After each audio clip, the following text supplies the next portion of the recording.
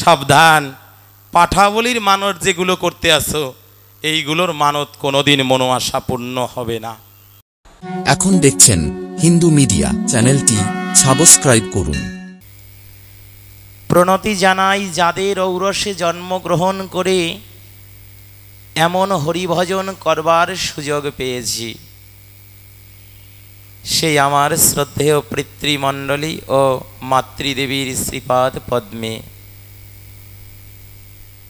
আজ নিজেকে বড়ই আনন্দিত মনে হচ্ছে। যাদের ঔরসে হরিকথামৃত বলবার জন্য রাধা মাধব করুণা করে পাঠিয়েছে, আজ আমার পিতা এবং মাতা দুজনই এই আসরে আছেন। তারাও একটু কৃষ্ণ কথা শ্রবণ করছে। আমি প্রণতি জানাই তাদের শ্রীপাদ পদ্মে। এই পিছনের বাচ্চাদেরকে বন্ধ করো, পিছনের ওগুলোকে একটু বন্ধ করে দাও। আজ শ্রী গুরুদেবের শ্রীরাতুল অতুল চরণে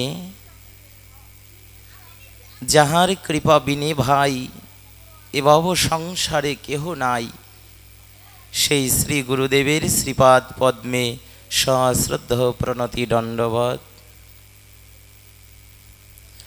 যে কথামৃত আস্বাদন করিয়েছিলেন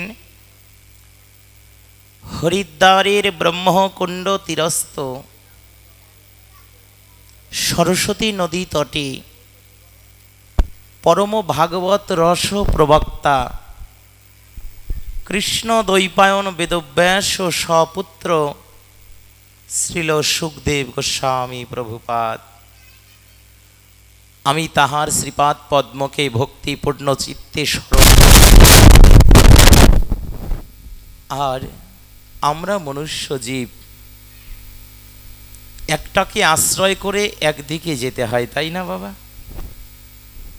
আপনি নদী পার হতে গেলে হয়তো একটা নৌকাকে আশ্রয় করতে হবে। আপনি যানবাহনে এক জায়গা থেকে অপর জায়গায় যাবেন, ওখানে একটা গাড়িকে আপনাকে আশ্রয় করে নিতে হবে। তদ্রূপ আমরা হরিকথামৃত পেয়েছি সত্য, কিন্তু যদি মহারাজ পরীক্ষিত করুণা না করে ওই দিন শ্রমিক মণির আশ্রমে না যেত, তাহলে হয়তো আমরা কৃষ্ণ কথা বঞ্চিতই থেকে যেতাম।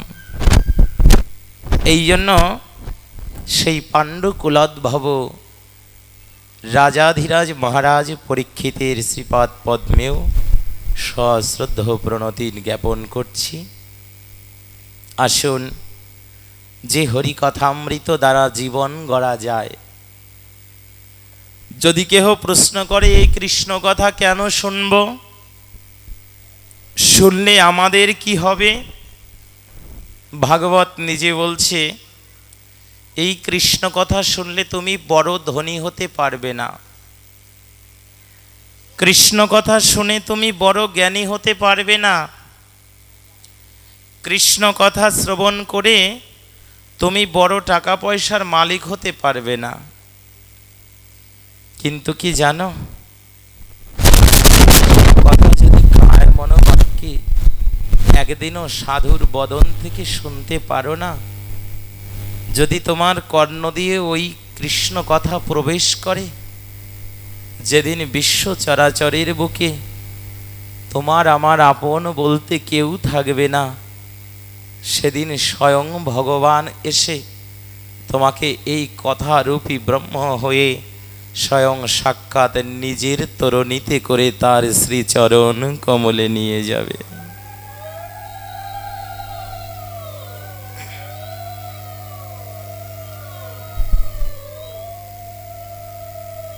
তাহার শ্রীচরণ তরিতে উঠে আমরা আমাদের ভববন্ধনকে মুক্ত করে দিয়ে সেই ভগবানের শ্রীচরণের যে গন্তব্য স্থান, আমাদের ঠিকানা।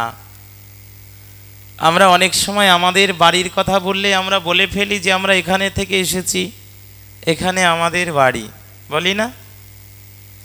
শাস্ত্র বলেছেন এই ব্যাস আসনে বসে কখনো কভু নিজের কোনো কথা বলা যাবে না। আপনাকে নাহি প্রকাশ করি যেন সভা কারো মাঝে। এখানে একমাত্র গৌরহরি করুণা করে পাঠিয়েছে শুধুমাত্র তার কথা বলবার জন্য। কারণ যাহার কথা শুনে সমস্ত জীবই মুক্তি পায়, একমাত্র আস্বাদনের বিষয়টাই হচ্ছে সেই ভগবানের অপ্রাকৃত লীলা কথা। আপনারা গতকাল লীলা শ্রবণ করেছিলেন, মধুময় বৃন্দাবন লীলা। ভগবান কৃষ্ণচন্দ্র জগতে এসেছেন। যেমন দেখবে যখন বন্যা হয়, হয়তোবা স্রোতের কিছু জল ঢুকে যায়, কিন্তু স্রোতের জলগুলো কোনো কোনো নদী নালা পাতকুয়ার মধ্যে আটকা পড়ে থাকে, থাকে না বাবা? ওটা সব কিন্তু সাথে যেতে পারে না। ভগবান বললেন, এই বিশ্ব চরাচরে আমি মহাসমুদ্রের ঢেউয়ের মতো আসি, আমার কিছু অংশ কিছুতেই আমি রেখে আসি না, কিন্তু আমার যারা অন্তরঙ্গ ভক্ত, যারা আমাকে পাবার জন্য আমার শ্রীচরণকে ভরসা করে আর জগতে কোনো কিছু চায় না, তাদের হৃদয় মন্দিরে আমি সেই নিজে সাক্ষাৎ ভগবান হয়ে ওই হৃদয় মন্দিরে চিত্রপট রূপে বিরাজ করি অনন্তকাল। এই জন্য ভগবান তিনি ফিরে যান সাক্ষাৎ, কিন্তু ভক্তের হৃদয় মন্দিরে তার একটা অবয়ব রয়ে যায়। এই জন্য দেখুন, সমস্ত মন্দিরের শ্রেষ্ঠ মন্দির হচ্ছে মন মন্দির। আর যাহার মন মন্দিরটা শুদ্ধ নয়, সেটা কখনোই ভজনের উপযুক্ত হইতে পারে না। এই জন্য শ্রীমদ্ ভাগবতম কি বলছি আমরা একটু শ্রবণ করে নেই। মুখম বাহুরপদ্রেব্যা পুরুষশ্রমাস্বহ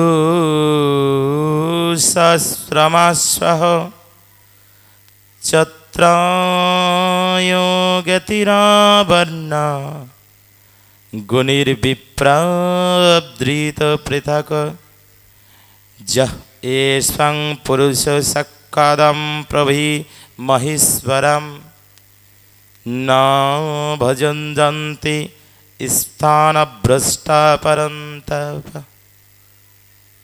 ভাগবত মহাপুরাণে ভগবানকে এত সুন্দর রূপে, এত অপ্রাকৃত মাধুর্যমণ্ডিত রূপে বলেছেন, উনি বৃন্দাবনেই সর্বদা থাকেন।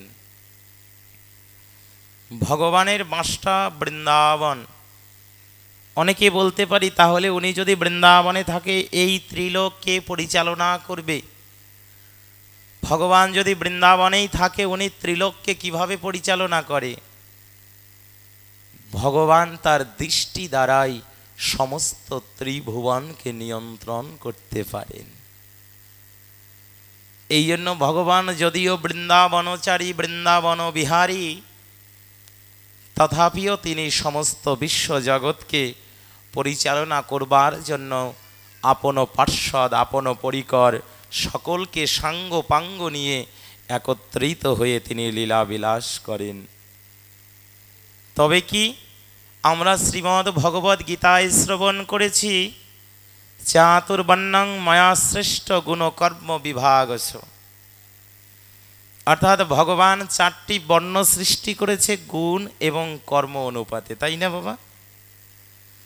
তাহলে ভগবান যে এই চারটি বর্ণ সৃষ্টি করলেন, এর মধ্যে যদি প্রকৃত শুদ্ধতার গুণের অভাব থাকে, তাহলে তিনি কিন্তু এই জন্মেই তার নিজ বর্ণ থেকে বিচ্যুত হয়ে গিয়ে নিচু বর্ণেও গমন করতে পারে।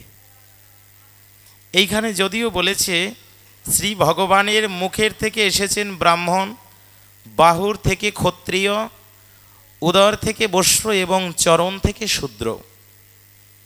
তাহলে এইবার আমাদের একটু বিচার্য বিষয়, আমরা যে বর্ণাশ্রম নিয়ে আমাদের যে ভেদাভেদ, আমাদের যে জাতাজাতি, আমাদের মধ্যে যে কলহ, যে কে উঁচু জাতি কে নিচু জাতি, কে বাড়িতে আসলে বাড়ি শুদ্ধ হবে, কে বাড়িতে গেলে বাড়ি অপবিত্র হয়ে যাবে, এই যে আমাদের দ্বিধাটি, এটা আপনার এই মুহূর্তেই আমি একটু নিরসন করে দিচ্ছি।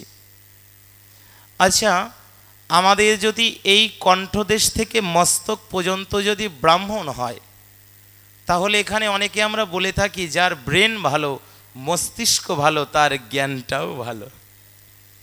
তাহলে জ্ঞানের যিনি অধিকারী তিনি ব্রাহ্মণ। এবার আসুন এই কণ্ঠদেশ হইতে উদরভাগ পর্যন্ত তাহাকে কি বলেছে? অর্থাৎ বাহুদেশ ক্ষত্রিয়, যিনি যুদ্ধ করে, অস্ত্রবিদ্যা পারদর্শী, ধনুর্বিদ্যায় পারদর্শী, ওটা ক্ষত্রিয়র মধ্যে ফেললেন। তাই আমরা যারা বাহুবল সঠিক আছে, যারা নিজের অস্ত্র শিক্ষা পারদর্শী হয়েছি এবং এই অস্ত্র শিক্ষায় শিক্ষিত হয়ে আমরা যখন আমাদের মধ্যে কোনো কলহ বেঁধে যায়, যখন অন্য ধর্ম থেকে আমাদের প্রতি নির্যাতন তৈরি হয়, তখন ধার্মিককে বলে দিয়েছে তখন তুমি নীরব থাকলে চলবে না, তখন তোমার বসে বসে জপমালায় জপ করলে চলবে না, তখন তোমাকেও অস্ত্র ধরতে হবে। এইটা বাহুর কথা, অর্থাৎ সেটা ক্ষত্রিয়। এইবারে আসুন উরুর, অর্থাৎ এই যে উদর থেকে উরুদেশ, এটাকে বলে দিয়েছেন যে বৈশ্য, অর্থাৎ যেটার মধ্যে আমরা হেঁটে চলে ব্যবসা বাণিজ্য যাহা কিছু করে আমরা খেয়ে থাকি। তাহলে একজন শূদ্র ছেলেও ব্যবসা করতে পারে না? তাহলে তার সেই বর্ণাশ্রমটা কিন্তু সাথে সাথেই পরিবর্তন। আর শূদ্রকে বলছে চরণ থেকে উদ্ভূত। এবার আপনারাই বিচার করুন, ভগবানের মস্তক, ভগবানের হস্তদেশ, ভগবানের উদর দেশ এবং ভগবানের চরণ দেশ, এর মধ্যে কোনোটা কি আলাদা আছে? কোনোটাই আলাদা নয়। তথাপিও বলতে হয়, যাদেরকে শূদ্র বলে নিচু জাতি মনে করছো, তারা ভগবানের চরণ থেকে উৎপন্ন। আর তোমাকে আমাকে যে বর্ণে যে কুলেই হই না কেন, আমরা একটা জিনিসই চাই, হে গোবিন্দ, তোমার শ্রী চরণ কমলে আমাকে একটু ঠাঁই দিও। তাহলে কোনো বর্ণভেদ নিয়ে কোনো ভেদাভেদ করতে নেই।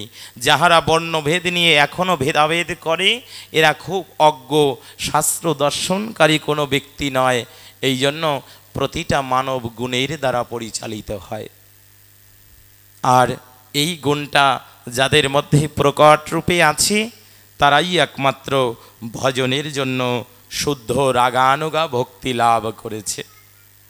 এইবারে আসুন আমাদের সেই সমস্ত ভেদাভেদ যেখানে গিয়ে ভুলে যাই, সমস্ত ভেদাভেদ যেখানে গেলে নিঃশেষ হয়ে যায়, ওটাই হচ্ছে মধুময় বৃন্দাবন।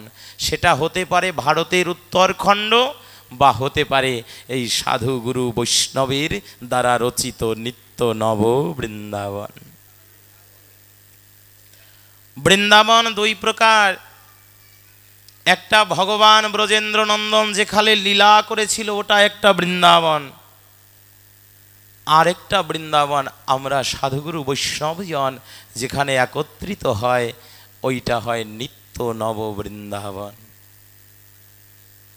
আর আমরা যে শ্রীধাম নবদ্বীপ কল্পনা করি, ওটা হচ্ছে গুপ্ত বৃন্দাবন। তাহলে আমরা প্রত্যেকটা মনুষ্যজীব কিন্তু এখন বৃন্দাবনে বসে আছি। আর বৃন্দাবনটাই হচ্ছে ভজনের জায়গা, ভজনের শ্রেষ্ঠতম স্থান। শ্রেষ্ঠ স্থান কেন? কারণ ওখানে গেলে মন এই বিষয় চিন্তা থেকে একটু করুণাময়ী রাধা ঠাকুরানীর শ্রীচরণ কমলে নিবিষ্ট হয়। যেমন কৃষ্ণ নাম শুনিতে শুনিতে হয় প্রেমের অঙ্কুর। কৃষ্ণ নাম শুনলে পরে হৃদয়ে প্রেমের অঙ্কুর গজাবে।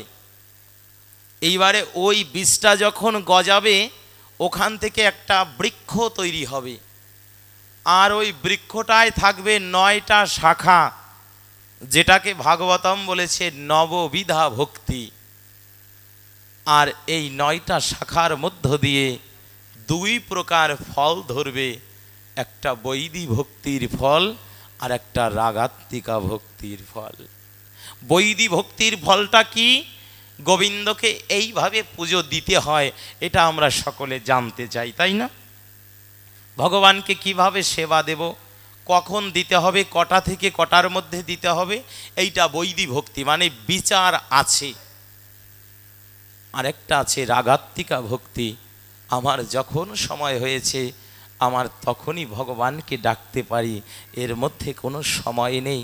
আমার যদি রাত্রি মধ্যরাত্রে ভগবানের কথা স্মরণে এসেছে, আপনি তখনও ভগবানকে স্মরণ করতে পারেন, তখনও ডাকতে পারেন, কারণ একটাই সিদ্ধান্ত, এই রাত্রিটা আপনার জন্য পোহালে পরে, তারপরে সকাল, আর যদি রাত্রিটা না পোহায় তাহলেই আপনার জন্য পরকাল।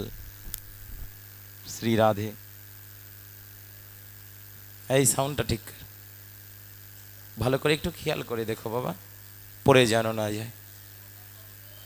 দেখে নিন, যদি মনুষ্য জীবের রাত্রিটা নিশিটা যাপন হয়ে যায় তাহলে নতুন সকাল আসে, আর যখন এই নিশিটাই তার শেষ নিশি হয় তখন ওইটার সকাল হয় না, ওটা পরকাল হয়ে যায়।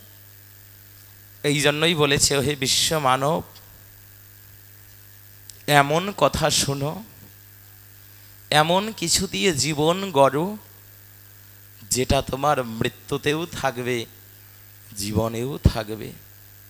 আর একটা কথা বলেছে, তুমি 10 ভরি স্বর্ণের অলংকার পরবে, ওটা মৃত্যু পর্যন্তই, তারপরে সবাই খুলে রেখে দেবে, তাই না মা? যত টাকা পয়সার জিনিস পরো ওটা খুলে রেখে দেবে। এই জন্য বলেছে ভাগবত, ওহে মনুষ্য জীব, কোনোদিন এমন কাউকে সঙ্গী করো না, এমন কোনো দ্রব্যের প্রতি আসক্তি হইও না যেটা তোমার মৃত্যুবরণ করা মাত্রই তোমার সঙ্গ ছেড়ে দেবে। এমন কারো সঙ্গ ধরো, এমন কিছু সঙ্গ করো যেটা তোমার মৃত্যু হয়ে গেলেও তোমার সঙ্গ ত্যাগ করবে না, তোমাকে আমার গোবিন্দের ধামে নিয়ে যাবে, রাধা মাধবের শ্রীচরণ কমলে নিয়ে যাবে। এমন কাউকেই সঙ্গ ধরো, তবেই জীবন সফল। এমন কিছুর সঙ্গ যারা ধরেছে তাদের জীবনটা ধন্য, তাদের জীবনটা সার্থক। তাই আজকে সেই মধুময় বৃন্দাবনে ভগবান ব্রজেন্দ্রনন্দন সমস্ত সখাগণদেরকে নিয়ে, যেহেতু নিত্য নবীন কিশোর, তাহলে কিশোর বয়সে কি করে মানুষ? নিশ্চয়ই একটা কাজের মধ্যে লিপ্ত হয়, তাই না? গতকাল তো বাল্যলীলা শ্রবণ করেছ।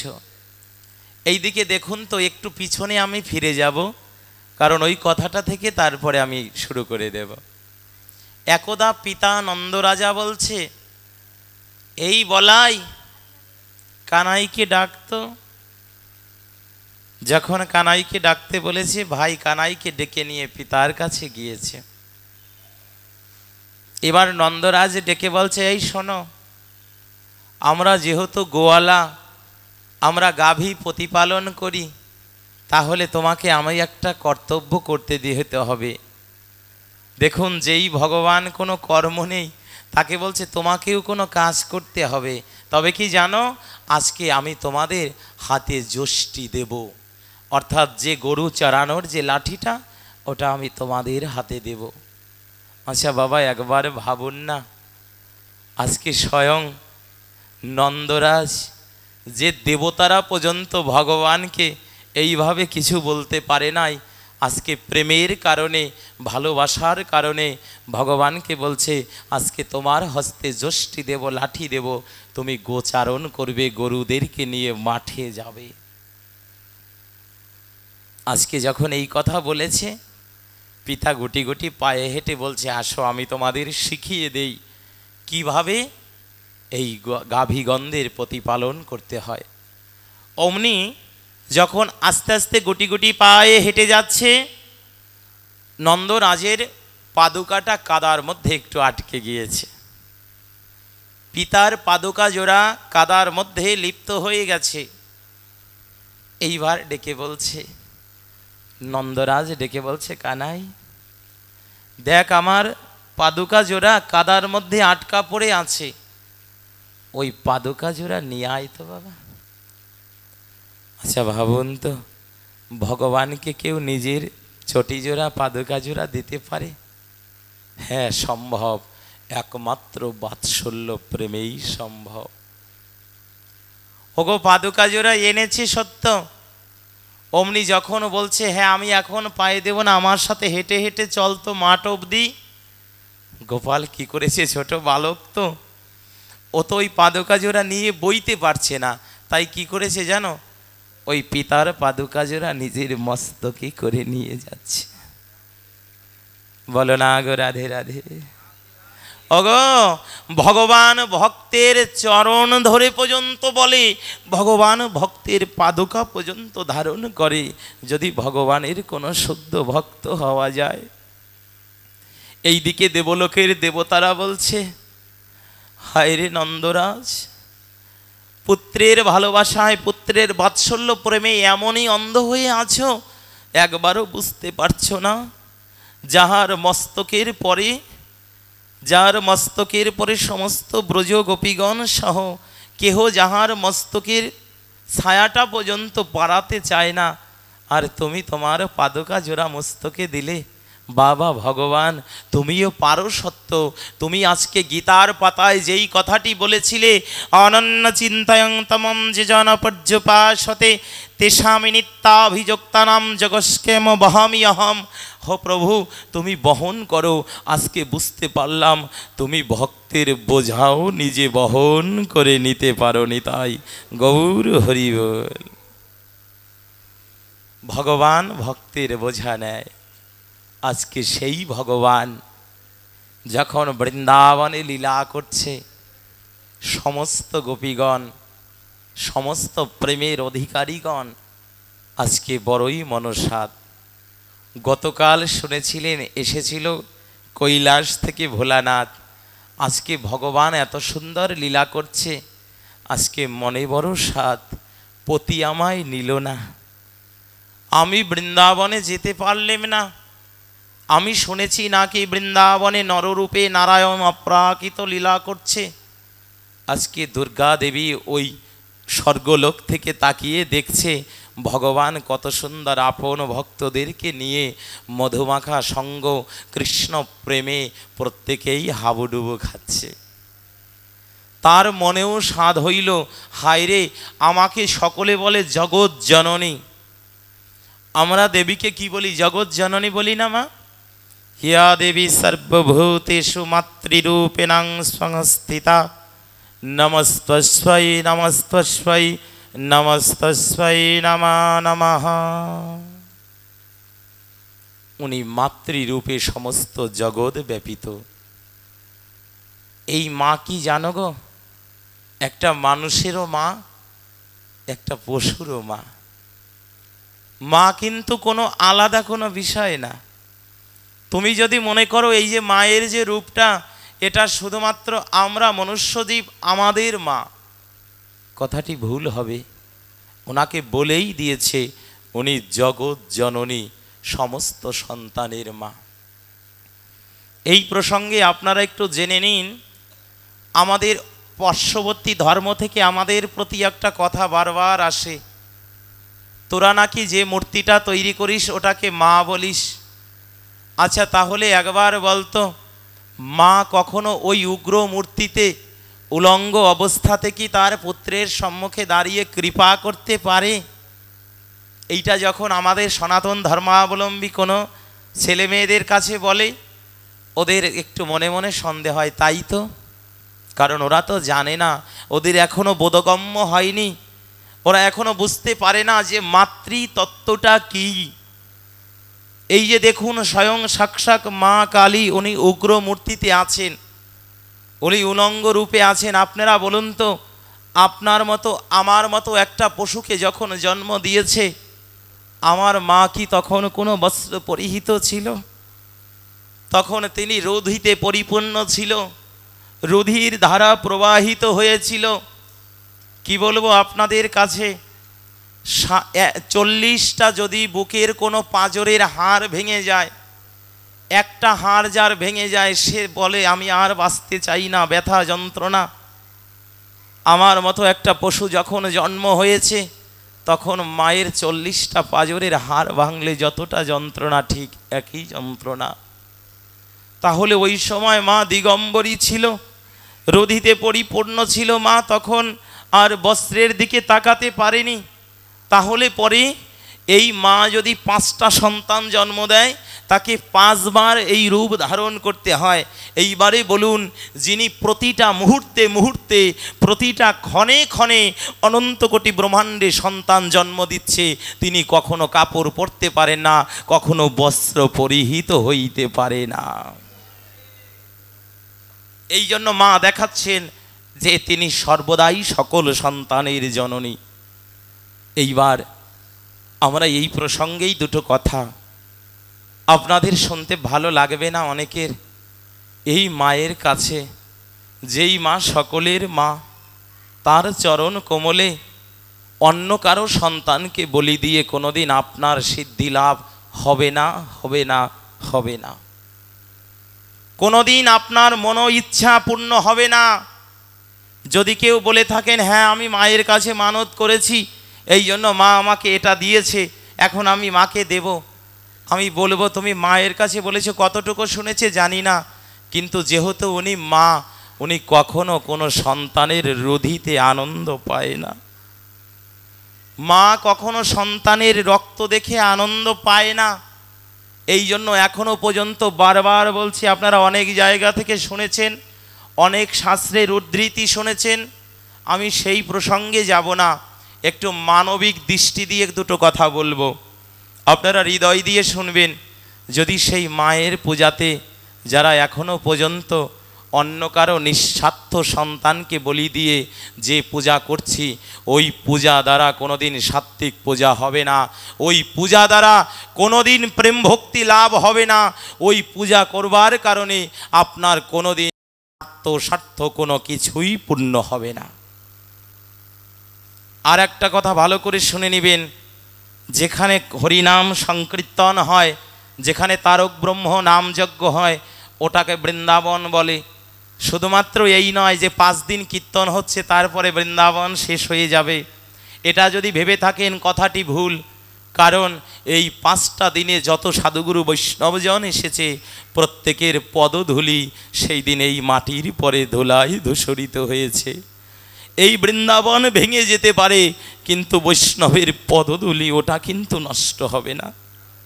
তাহলে এই পবিত্র অঙ্গনে যেখানে হরিনাম সংকীর্তন হয়, যেখানে ভগবানের লীলা কথা হয়, যেখানে অনন্ত কোটি সাধুগুরু বৈষ্ণবের চরণ ধুলি পড়ে, এই পবিত্র জায়গায় এখনো পর্যন্ত যারা বলি প্রথা রেখেছ, এটা শুধুমাত্র বৃন্দাবনকে কলঙ্কিত করছো। এটা কোনোদিন তোমাদের কতটুকু পুণ্য হবে বলতে পারছি না, কিন্তু বৃন্দাবনে গিয়ে যদি কোনো অপরাধ করে, ওই অপরাধ কোনোদিন ক্ষুণ্ণ হবে না, হবে না, হবে না। এই বাড়িতে অন্যায় করেছো, অপরাধ করেছো, ওর একটা ক্ষমা আছে, কিন্তু বৃন্দাবনে গিয়েছো, কোনো তীর্থে গিয়েছো, সাধুগুরু বৈষ্ণবের কাছে গিয়েছো, এই মহতীয় যজ্ঞানুষ্ঠানে এসেছো, এখানে এসে অপরাধ করলে ওটার ক্ষমা সহজে হয় না। তাহলে যারা এখনো পর্যন্ত এই বৈষ্ণবীয় রীতি মেনে নিয়েছেন, তারক ব্রহ্ম যজ্ঞ দিচ্ছেন, হরি কথামৃত দিচ্ছেন, আস্তে আস্তে এই কুপ্রথা থেকে বেরিয়ে আসুন, না হলে কৃষ্ণ প্রেমের অঙ্কুর গজাবে না। কথাটি ভালো মতো শুনে নিন, কৃষ্ণ প্রেমের অঙ্কুর গজাবে না। কারণ আপনি একবার বলুন তো, আমি বলেছি যে মানবিকতার কথা বলবো, শাস্ত্রের উদ্ধৃতি আপনারা অনেক শুনেছেন, ওই দিকে দেব না। কারণ যেই ধুলার পরে বৈষ্ণবের পদধূলি পরে, ওখানে যদি একটা নিঃস্বার্থ প্রাণীর যদি রুধি মাখা হয়, ওটা কখনো বৃন্দাবন থাকে না, ওটা কখনো সাধনার উপযুক্ত স্থান থাকে না, ওটা তান্ত্রিকেরই স্থান। আর ভালো করে শুনে নিবে, কৃষ্ণ ভক্ত কোনো তান্ত্রিকের ঊর্ধ্বে, ওরা তন্ত্র মন্ত্র নাহি মানে ব্রজ উপাসনা। কৃষ্ণ ভক্তের লক্ষণটা কি জানো? ওরা তন্ত্রমন্ত্রটা মানে না। ওই তন্ত্রমন্ত্র দিয়ে কে জলের উপর দিয়ে হেঁটে যাচ্ছে, কে বায়ু বেগে বসে আছে, ওটা মানে না। ওরা একটাই জানে, ব্রজ উপাসনা।